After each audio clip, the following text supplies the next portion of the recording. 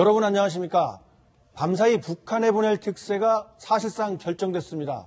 어느 때보다 남북이 빠르게 움직이고 있는데요.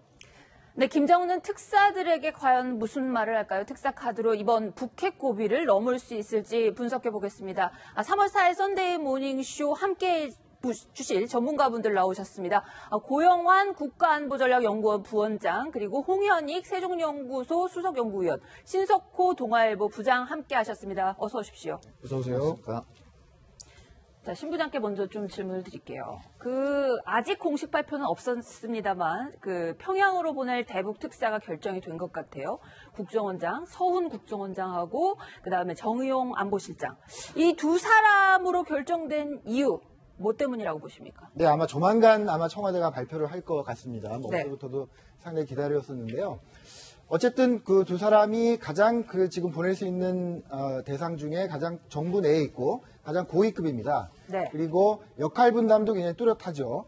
일단은 가서 할 얘기들이 먼저 비핵화 대화에 나올 건지를 확인하는 거 아니겠습니까? 네. 그리고 앞으로 북미 대화를 어떻게 해나갈 의향이 있는지를 김정은한테 직접 물어봐야 되는데 네. 정의용 안보실장은 바로 그걸 담당하고 있죠 지금. 네. 백미니스터 백악관 국가안보 보좌관과 같이 늘 통화하면서 그 문제를 담당하고 있는 사람이고. 네. 서훈 국정원장은 너무나 잘 아시는 것처럼 지금 올해 3개월째 이어지고 있는 북한의 대남 평화 공세를 사실상 작년 정권 출범 때부터 물밑에서 기획을 하고 작업을 해서 진행을 해온 그런 주인공으로 우리가 알고 있습니다. 네. 그래서 그런 차원에서 이제 실무적인 역할을 함과 동시에 그 다음에 남북관계 진전 방향을 어떻게 해나갈 건지 묻게 될 거고요. 특히 또 김정일 국방위원장을 여러 번 만났기 때문에 네. 그런 점에서 김정은하고 이렇게 좀 분위기를 만들 수 있는 그런 역할을 할 것 같습니다. 네. 자, 홍 박사님, 그 두 사람의 역할이 아무래도 뭔가 차이점은 좀 있을 것 같습니다. 똑같은 성격이라면 두 사람을 보낼 이유가 없으니까요. 네. 그 두 사람 각각의 역할, 어떤 차이점이 있다고 보십니까? 네, 서훈 원장은 사실 지금 신 부장께서도 얘기하셨지만은 네. 대한민국에서 김정일을 제일 많이 만난 사람이고, 네. 그리고 저도 이제 여러 번 만나 뵀는데 서훈 원장을 만나보신 거죠? 원장 되시기 전까지 많이 만난 원장 되시고 나서가 아니라 네. 그 협상 전략뿐 아니라 네. 대북 전략 그리고 북한 내부 사정을 굉장히 잘하시는 아마 대한민국이 거의 제일 잘하시는 분이라고 저는 생각합니다. 그리고 정의용 실장님은 역시 대미라인 맥메스터 보좌관과 네. 긴밀하게 연결해서 사드 문제도 잘 슬기롭게 이렇게 돌파하고 그리고 이제까지 그 청와대와 백악관을 연결한 연결고리 역할을 직접 하셨기 때문에 서훈 원장이 그 남북 관계에서 북한에 일단 호감을 살 수 있는 네.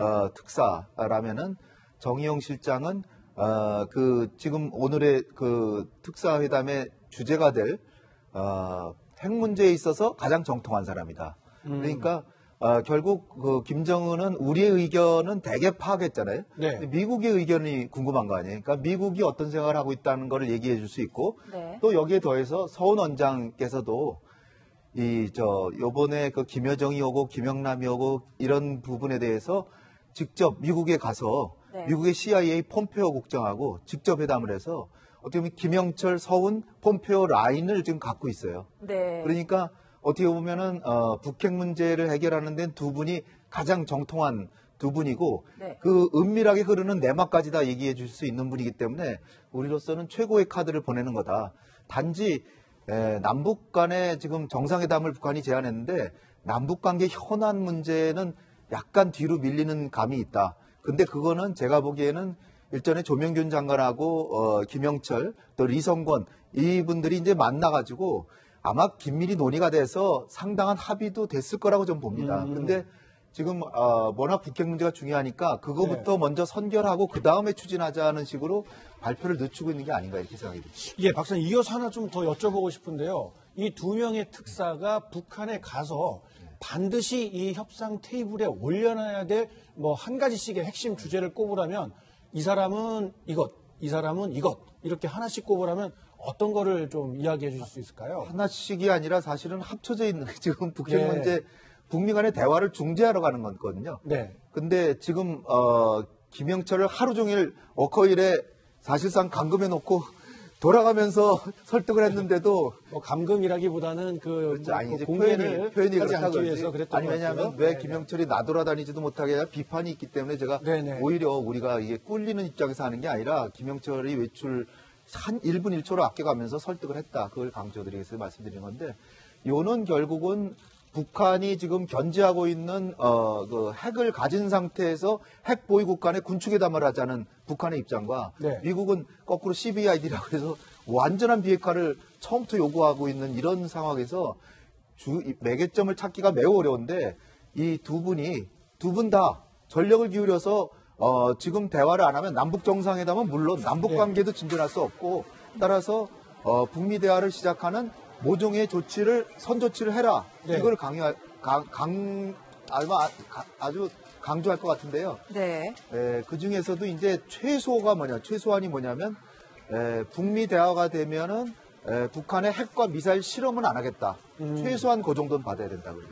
네. 그게 최저점이고 조금 더 나간다면 북미 대화가 되는 동안 핵과 미사일 프로그램들 중단하겠다. 그 정도까지 받아온다면 아주 만족한 성과인데 저는 그 최저 성과도 내기가 지금으로선 쉽지 않아 보인다. 그게 걱정입니다. 네, 제가 고용한 부원장님께 좀 궁금한 부분이 있는데 사실은 지금 여기 전문가분들이 이렇게 얘기하시는 부분들이나 이런 것들 북한이 모르지 않을 것 같다는 생각이 들거든요. 외교에 있어서는 뭐 사실 다른 경제 부분이야 낙후됐지만 외교는 정말 북한이 공들여서 지금 한 부분이기 때문에 북한이 CVID 입장이라는 거를 모르지 않잖아요, 김정은이. 그러면 두 사람이 온다고 했을 때 북한이 뭐 할 수 있는 얘기 뻔하게 다 아는데 무슨 얘기를 할까요?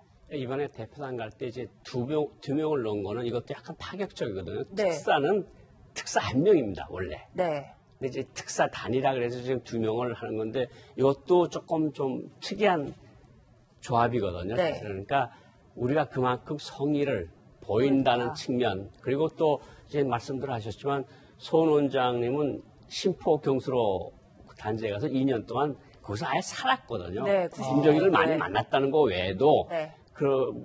이렇게 가서 북한 사람들에 대해서 잘 아는데 네. 아마 정의용 실장은 아마 기본적으로 북미 대화 쪽 그리고 소은 원장은 남북 관계 쪽을 이렇게 서로 상호 보완하면서 이야기를 하겠는데 문제는 어제도 노동신문 나온 것처럼 네.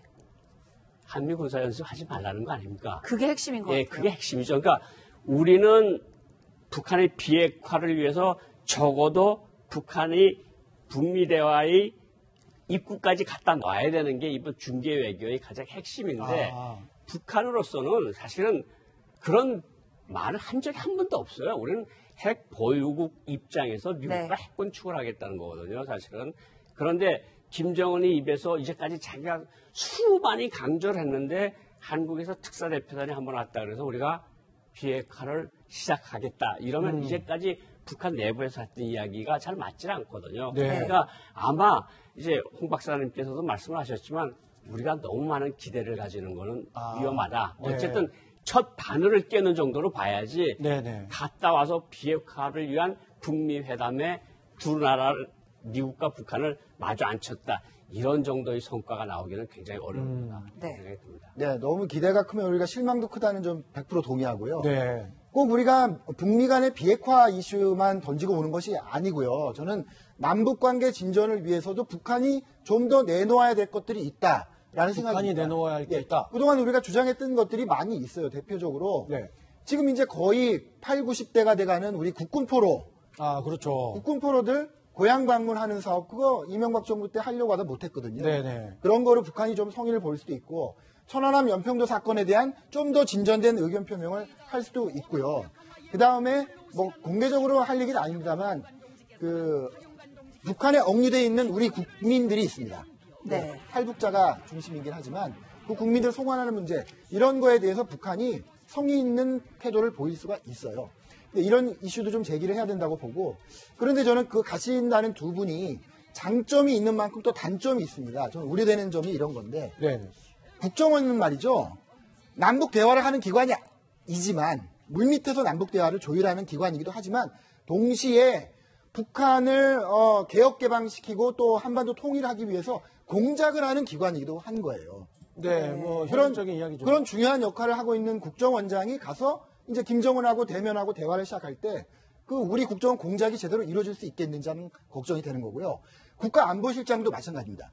외교를 책임지고 있는 동시에 국방을 책임지고 있는 사람이에요. 네. 지금 북한이 대화 모드로 나오다가 어느 순간 또다시 기만적으로 도발을 할 때 그거를 우리 무력으로 막아야 되는 그런 책임을 지고 있는 사람이 국가안보실장입니다. 네. 그 사람이 특사로 올라가서 우리 주적의 수계를 만나는 거죠. 김정은을 만나는 겁니다. 그런 단점이 있어요. 그 다음에 어떻게 할 건지 하는 것에 대해서 청와대가 고민을 하고 있어야 됩니다. 네, 뭐 공식적으로는 우리가 그 북한하고 뭐 적대 관계에 있으니까 정확한 지적이실 수 있다고 판단이 들기도 하는데 홍 박사님 보시기에는 그 적합하지 그러니까 뭐 다 그렇다는 게 아니라 이런 측면도 있고 이런 측면도 있다라는 그 신 부장의 분석인데요. 홍 박사님 보시기에는 이런 분석 또 어떻게 평가할 수 있을까요? 신 박사 말씀도 일리가 있죠. 네. 근데 이제 역사적 경험을 보면 대북 특사 과거에 누가 갔는지를 보면 다 압니다. 진보 정권이든 보수 정권이든 아, 과거의 특사들이요? 과거에도 박정희 대통령이 이우락 중앙정보부장을 보낸 거 아닙니까? 네네. 그다음에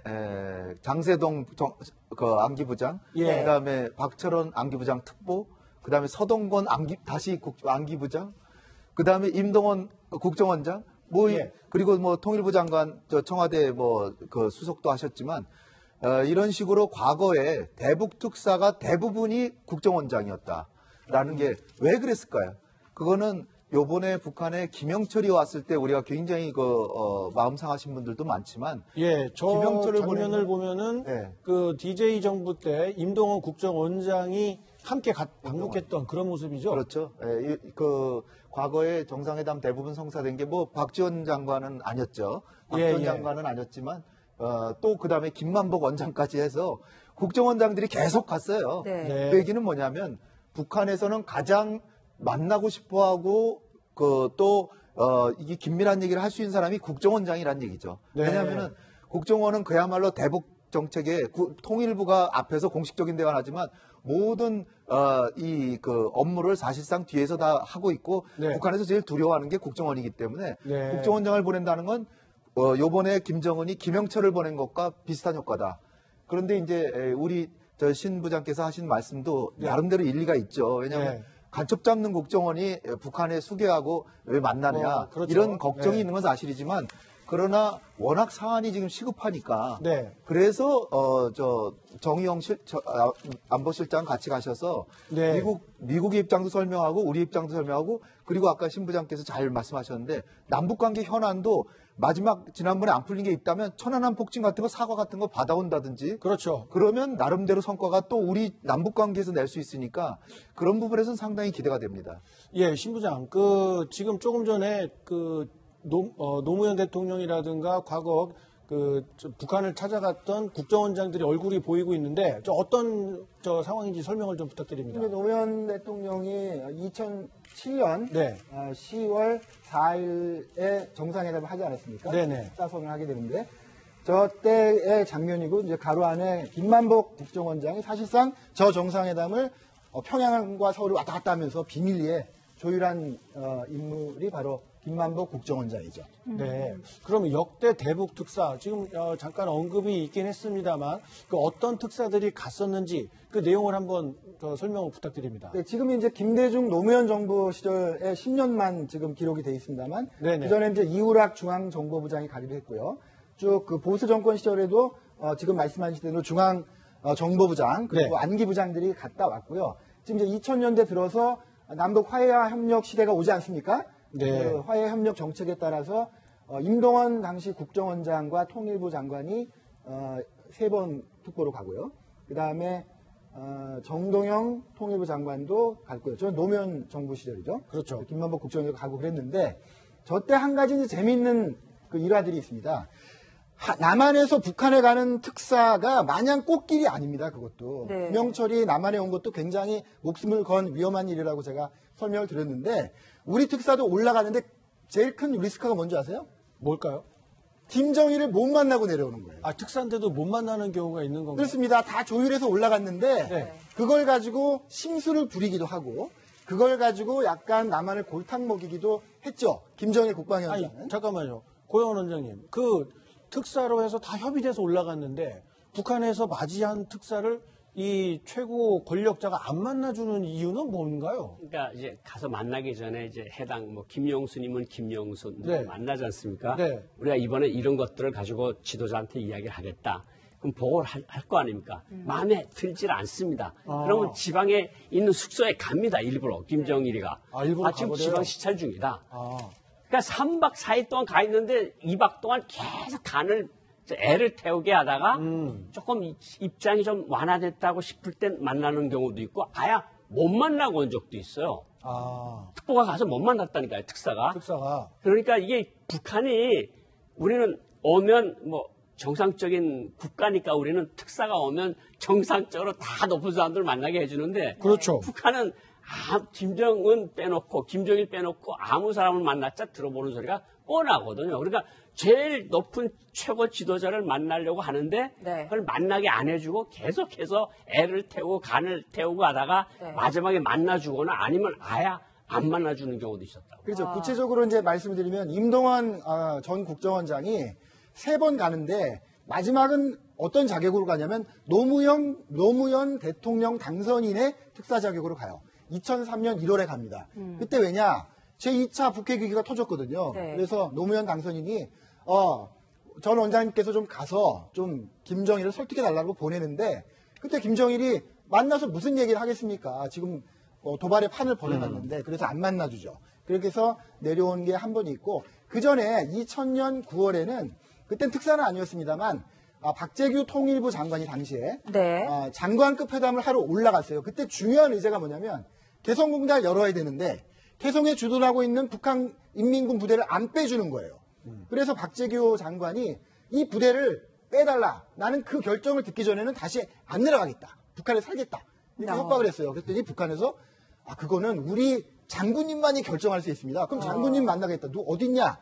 지금 자강도에 계십니다. 그래서 박재규 장관이 목리를 부려서 밤에 기차를 타고 8시간을 가서 자강도에 가요. 네. 그래서 김정일을 만납니다. 그거는. 만나서 개성에 있는 인민군대를 빼고 하는 17개 항의 그 양해 합의안을 들고 내려오게 되죠. 이거는 굉장히 성공한 케이스가 됩니다. 사전 조율이 많이 돼 있는 것 같지만 막상 북한에 올라가면 아주 많은 변수들이 있나 보군요. 네.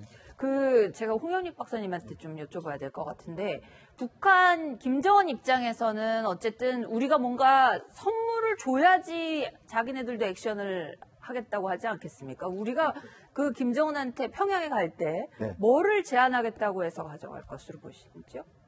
그러니까 지금 박재규 장관, 임동원 장관 이제 얘기가 나왔습니다만은 김정일의 경우 보면 김정은은 아직 한 번도 이런 회담을 안 해봤습니다. 네. 그렇죠. 김정일 경우에는 만나면 반드시 선물을 줘요. 네. 왜냐하면 그 통큰 지도자라고 이렇게 다 이렇게 돼 있기 때문에 네. 안 만나주면 그만이지만 만나면 뭔가 선물을 주거든요. 그러니까 김정일이 우리한테 선물을 준다는 그렇죠. 거죠? 그런 말씀. 근데 우리도 요번에 두 분이 가셔가지고 김정은을 만나면 자기 아버지를 닮았으면 뭔가 선물을 줄 텐데 그 김정은은 김정일하고 똑같지는 않을 수도 있죠. 근데 이제 우리가 뭘 줄 것이냐 이 말씀하셨잖아요. 네네. 우리가 줄 수 있는 건 굉장히 많은데 그거를 어음으로 줘야죠. 그냥 한 번에 주면 안 되고. 바로 연찰로 주는 게 아니라 네. 북미 대화를 해서 이 비핵화에 대한 북미 간의 대화가 되면 네. 당신 얻을 게 무지하게 많다. 이를테면 남북 간의 화해 협력이 되면 당신 국방비도 좀 줄일 수 있을 테고 그다음에 이 개성공단 그렇게 원하는 개성공단도 해줄 수 있고 네. 그다음에 천안함 폭침에 대해서 조금만 진전된 얘기를 하면은 오이사 조치 해제하고 그다음에 금강산 관광도 재개하고 남북 간에 그 경협이 엄청났었잖아요. 과거에 평양에 자동차 공장도 있고 뭐 여기저기 막 경협이 있었는데 싹 다 없어졌거든요. 네. 그거 다 할 수 있다. 그러니까 지금부터 시작이니까 제발 핵에 대해서 마음만 바꿔 먹어라. 그러면 주는데 지금 주는 게 아니라 북미 간의 대화가 되고 북미 간의 따뜻한 바람만 불면 하나하나 시행해 나가자. 이렇게 할 수 있는 거죠. 네. 네. 이제 가장 중요한 거는 지금 현 시점에서 가장 중요한 거는 북한이 우려하는 거를 들여다보면 답변이 나오는데 첫째, 미국으로부터 있을 수 있는 선제적 공격. 네. 두 번째, 결국은 유엔 제재의 해제. 그리고 핵 국가로서의 미국과의 대화. 네. 이 세 가지가 아니겠습니까? 북한이 우리한테 요구할 수 있는 가장 큰 선물은 당장은 한미 군사 훈련이 연기나 중단입니다. 이거 지금 북한이 계속해서 요새 집중적으로 이것을 내보내고 있는데 네. 이 문제에서 미국 입장이 아니다. 우리가 예년 수준에서 그냥 한미군사를 하겠다. 네. 이러면 북한으로서는 그러면 뭐 우리는 우리 길 가겠다. 이럴 가능성이 충분히 높거든요. 네. 그러니까 핵심적인 그 요구가 받아들여지지 않으면 그렇죠. 뭐 크게 풀리지 않을 가능성이 높다. 그러니까 북한으로서는 개성공단도 의미가 있습니다. 개성공단은 어떤 의미가 있냐면 오일사 제재 조치나 유엔 제재를 허무는데 그것이 돌파구가 될 수 있거든요. 그런 것을 요구할 수도 있지만 지금 김정은 정권으로서는 가장 위험한 게 네. 미국으로부터 올 수 있는 선제적 공격하고 네. 유엔 제재 때문에 지금 그런 말도 있거든요. 국방 부분에 외화가 돌질 못하고 있다. 그래서 굉장히 어렵다는 미사일 얘기죠. 개발에 네. 지장을 받고 있다는 말도 나오거든요. 그 미사일 쏠라고 해도 사실은 돈이 엄청 돈이 많이 엄청 들어가는데 들어가죠. 지금 네. 1월 달에 들어간 돈이 1억 달러가 채 안 된다는 거거든요. 어. 그러니까 이것을 지금 북한이 어렵게 상황에 처했으니까 지금 나오는 건데 네. 결국은 우리가 선제 공격 안 하겠다. 그건 우리가 할 수 있을 것 같습니다. 우리가 어떤 일이 있어도 막는다. 네. 그래서 아마 이번에도 특사가 오고 김여정도 들어가서 아마 보고를 하고 미국이 동향에 대해서 보고를 드렸고 김정은 위원장이 매우 만족을 표했다는 표현이 나오거든요. 선제 공격을 안 한다는 부분. 뭐 그런 소리겠죠. 네. 미국이 동향이라는 게 아마 선제 공격 이야기를 했을 거고 네. 두 번째는 이제 결국은 비핵화인데 네. 우리가 말하는 거지. 예를 들어서 한미 군사 훈련을 하지 않는다. 네. 그 대신에 북한은 핵과 미사일 도발을 유예한다. 이게 양국의 문턱을 낮추라는 건데요. 네. 트럼프 대통령 입장이나 국방장관이나 CIA나 똑같습니다. 비핵화를 위한 대화가 아니면 안 나오겠다는 거거든요. 이거를 지금 접점을 찾는 게 두 분이 가서 제갈공명이면 세 명이 가면 더 좋겠는데 세 명이 모이면 더 어느 한 분이 더 갈 것 같아요. 제 생각에는. 그렇습니다. 예, 한 세 분이 가서 네. 머리를 싸매고 고려 호텔이나 백화원에 앉아서 이거 작전을 뭐 지금도 잘 짜고 계시겠지만 네. 이것을 하지 않고 돌아오면 아마 후폭풍이 심해질 수도 있다. 그러니까 저 특사를 가서 하시는 네. 말씀은 저는 네. 이제 경제인 것만 얘기했는데 네. 사실은 한미연합훈련 하지 말라고 얘기를 하겠죠. 그러면 우리가 대화에 나가겠다 이렇게 얘기하겠죠. 그러면 네.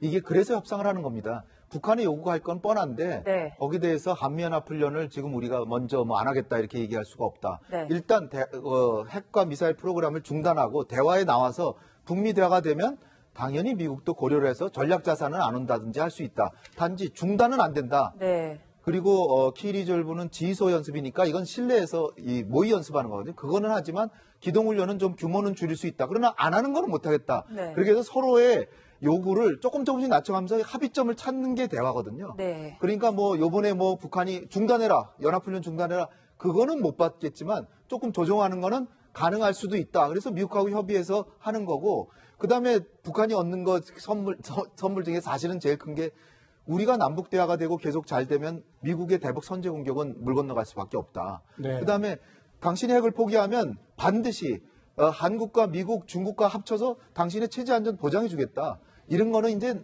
나중에 핵을 포기하면 조건부로 가는 것이니까 당신이 얻을 게 경제적인 이득뿐 아니라 엄청나게 많다. 이거를 설득해서 지금은 바로 주머니에 못 넣지만 핵을 포기하는 쪽으로만 가면 얻을 수 있는 게 이렇게 많다는 걸 쭉 보여줘야죠. 예, 신부장. 그 워싱턴 특파원도 지내셨는데 이렇게 남한에서 대북 특사를 보내겠다라고 사실 공개적으로 발표는 안 됐습니다만 사실상 확정이 되다 보니까 이게 다 아는 이야기가 됐고요. 네. 미국에서도 이 한국 정부를 향해서 이러한 점들을 꼭 유념해 주시오. 이렇게 부탁할 가능성 뭐 얼마나 있다고 보시는지 궁금하고요. 만약에 있다면 어떤 내용을 아주 좀 강하게 당부를 할 수 있을까 궁금합니다. 뭐 미국이 우리한테 요구하는 건 너무 당연하죠. 이미 다 사전 조율이 끝났을 거고요. 네. 어쨌든 일단 탐색적 대화라는 성격에 있어서 도대체 저 김정은이 과연 어떤 조건에서 북미 대화로 나올 가능성이 있는 건지 그걸 좀 판단해달라 이런 주문을 했을 거고요. 그렇다면 어쨌든 북미 대화가 진전되도록 네가 가능하면 설득해달라라는 요구를 했겠죠. 근데 미국의 관점은 굉장히 명확한 거거든요. 뭐냐면 미국에게 있어서 남북 대화는요. 북한의 비핵화를 위한 하나의 수단일 뿐입니다.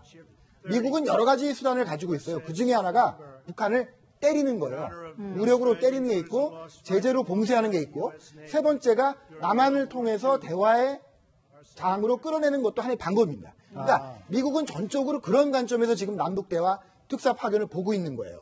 우리는 다소 우리 민족이기 때문에 좀 감상적인 생각도 하지 않습니까? 네. 미국은 굉장히 냉정하게 보는 겁니다. 그래서 저 남북 대화가 비핵화에 도움이 되지 않는다? 네. 오히려 비핵화를 늦추거나 아니면 후퇴시킨다? 네. 그렇게 판단이 들면 한미동맹의 문제 제기를 할 수 있겠죠.